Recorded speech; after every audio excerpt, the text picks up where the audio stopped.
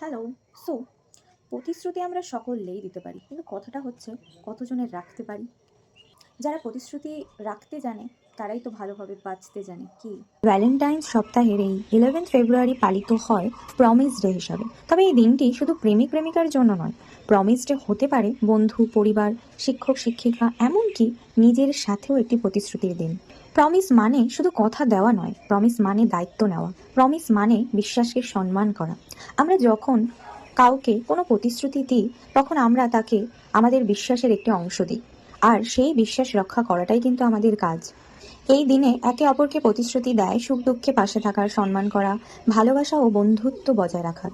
কিন্তু সবথেকে গুরুত্বপূর্ণ বিষয় হলো আমরা যেন এমন প্রতিশ্রুতি দিই যা আমরা সত্যিই রাখতে পারবো।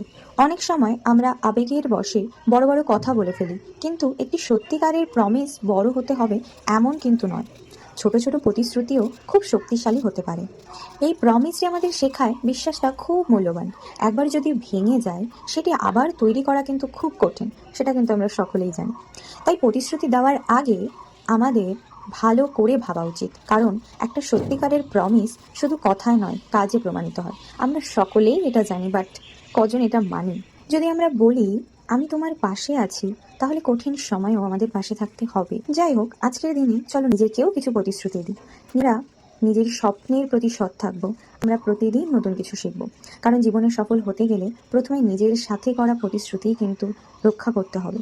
যদি নিজের কাছে করা প্রতিশ্রুতি তুমি রক্ষাই করতে না পারো, তাহলে অন্য মানুষকে দেওয়া প্রতিশ্রুতি তুমি কিভাবে রক্ষা করবে, তাই নয় কি? চলো আজকের জন্য এখানে tata, bye bye. How is it? Drop your comment, hope you like it.